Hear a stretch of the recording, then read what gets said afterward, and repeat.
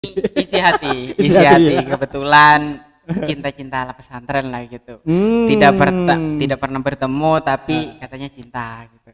Istilahnya apa ya, kalau terhalang dinding kaca begitu bukan ya? Katakanlah begitu.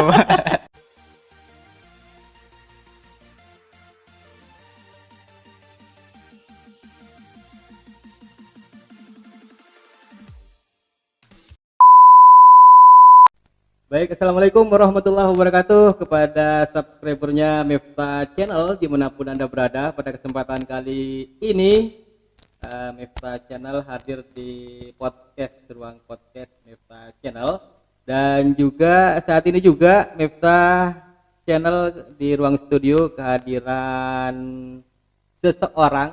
Biar tidak penasaran, perkenalkan sendiri ya. Tentunya Anda semuanya penasaran siapa yang ada di sini.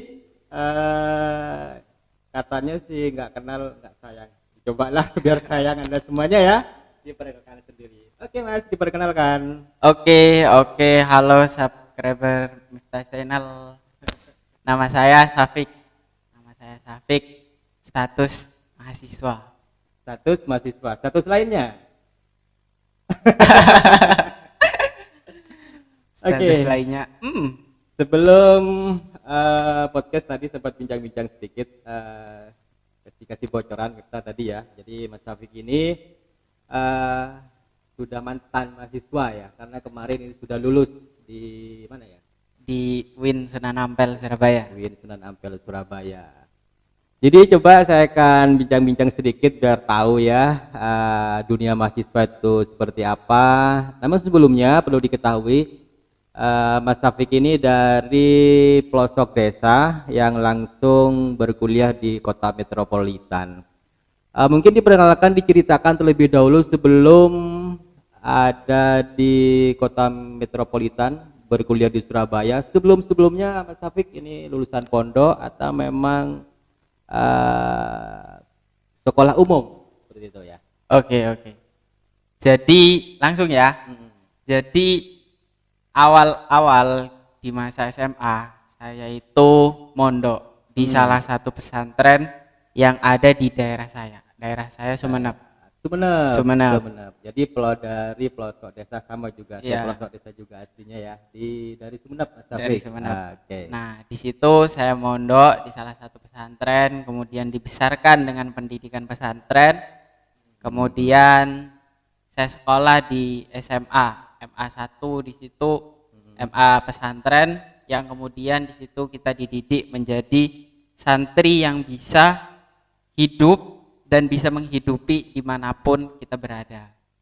Sehingga akhirnya dari sekolah pesantren tersebut saya iseng-iseng awalnya. Iseng. Yang iseng-iseng mau kuliah? Iya, iseng-iseng mau kuliah. Mau kuliah, daftar tanpa sepengetahuan orang tua. Daftar, habis itu daftarnya dari pesantren. Kebetulan di situ Kenapa ada. Sembunyi-sembunyi? Apa tidak takut dari direstui? Kayaknya iya, soalnya kebetulan di pesantren saya itu ada kampusnya. Kampusnya juga. Dan kampusnya itu cukup sangat bagus pendidikannya. Jadi orang tua saya menginginkan saya di sana. Tetap di sana. Ya, cuman karena agak sedikit nakal. Nakalnya tapi dalam kebaikan ya. Iya.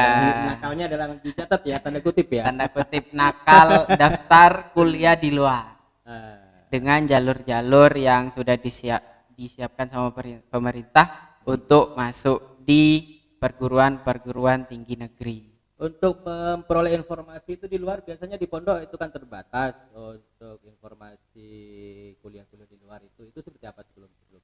Oh iya, di pesantren saya kebetulan pesantren semi modern. Pesantren semi modern di mana di situ wifi internet sudah bisa diakses oleh santri yang punya kepentingan.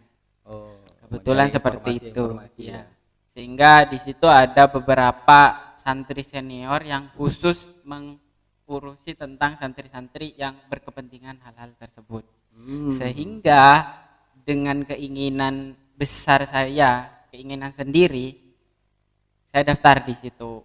Saya ngirim berkas, saya coba berkas tanpa tes. Online ya? Online. Online ya. Online ngirim pendaftaran di kuliah berkas tanpa tes di Bangkalan, di Surabaya sama di Jogja. Itu yang tanpa tes. Tapi percobaan pertama saya gagal. Coba-coba ya. Percobaan pertama saya gagal. Nah, akhirnya percobaan kedua di mana di situ kelulusan SMA sudah muncul, tapi kehidupan saya masih di pesantren, saya tidak pulang. Nah, di situ saya mencoba mendaftar seleksi masuk perguruan tinggi negeri jalur UMPTKIN. Sebelumnya SBMPTN dulu. Ada SBMPTN Sebelumnya ya, iya. sebelum itu apa ijazah keluar ya? Iya. Belum ijazah keluar. Ada SBMPTN. Di situ saya daftar. Daftar itu ada tesnya. Nah, kebetulan posisi saya ada di pesantren, jadi saya izin ke pengasuh untuk ikut ujian SBMPTN. Kemudian orang tua hanya tahu saat saya telepon. Jadi saya berangkatnya dari pesantren. Jadi saya izin untuk tes ini ke orang pesantren. Kemudian saya izin ke orang tua juga. Cuman karena itu izinnya mungkin via telepon ya. Di situ saya gagal lagi untuk masuk di perguruan tinggi negeri. Ya. Ya, benar. Di situ dulu, saya gagal. dipotong dulu sebelum masuk ke masa kuliah. Di pondok ini hobinya apa ini? Oke, di pondok sebelum itu kelas 1, kelas 2, kelas 3 SMA, itu saya ikut kelompok-kelompok literasi. Kayak nulis, puisi, cerpen gitu. Adakah puisi-puisinya yang dimuat di beberapa media? Oh iya, kebetulan kalau masih di pondok karena arahnya ke sastra dulu, itu puisi sama cerpen udah dimuat di Radar Madura. Pernah di Radar Madura. Boleh dong puisinya yang pernah ditulis? Dibacakan dong ya. Sepenggal. Ya sepenggal ya apa? Biar tidak penasaran. Apakah benar? Ada sepenggal gini. Itu dulu kesimpulan sebelum dibaca. Jadi kalau biasanya kesimpulan terakhir, saya minta kesimpulan dulu sebelum puisi itu dibaca. Biar beda. Kesimpulan dari puisi ini isi hati atau apalah coba gitu. Ini isi hati, isi hati. Ya. Kebetulan cinta-cinta ala pesantren lah gitu. Tidak pernah bertemu tapi katanya cinta gitu. Oh, istilahnya apa ya, kalau terhalang dinding kaca begitu bukan ya? Katakanlah begitu. Ya. Judulnya dari puisi itu apa? Judulnya Tak Pernah Setong. Kebetulan puisinya kan di Radar Madura, jadi berbahasa Madura. Ya. Tapi mesti hafal ya? Tidak, kalau secara lengkap panjangnya tidak menghafal, ya. Cuma sepenggalnya hafal. Coba sepenggalnya, biar tidak masih. Saya juga penasaran. Gini, 3 bait yang saya kenang sampai sekarang, yaitu bunyinya seperti ini. Tak pernah setong, dikasih setong, boleh pangestoh dek kasih setong, untuk tika gentongan ate. Jadi seperti itu. Seperti seolah-olah di situ menggambarkan saya tidak pernah bertemu perempuan itu karena kita anak pesantren. Jadi untuk bertemu dengan perempuan hampir tidak bisa. Nah, di situ saya menggambarkan kerinduannya itu dengan puisi. Iya, bisa terinspirasi lewat tulisan. Terinspirasi. Sampai sekarang apakah ini dari puisi tersebut apa istilahnya ya tersampaikan enggak? Wah, sudah jadi mantan. Mantan jauh-jauh ya. Ada di salah satu pantai di Sumeneb itu buang mantan. Apa kemarin saya ke sana? Buanglah mantan seperti sampah. Buanglah sampah seperti mantan. Buanglah mantan ke laut. Oke, itu sekelumit ya cerita dari Mas Taufik semasa di pondok pesantren sebelum kuliah di luar. Jadi memang sana kalau nggak salah kegiatannya banyak ke ekstranya ke apa istilahnya ya? ke dunia literasi. Literasi. Kalau banyak. Biasanya kalau saya ada seminar atau apa seperti itu, kalau lulusan di pondok tersebut tidak ada ciri khas tersendiri ketika menyampaikan materi tersebut. Jadi saya bisa menebaknya seperti itu ya. Iya.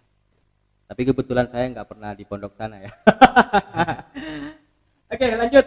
Sekarang langsung ke proses masuk menjadi mahasiswa. Jadi Mas Taufik ini sekarang sudah mantan mahasiswa.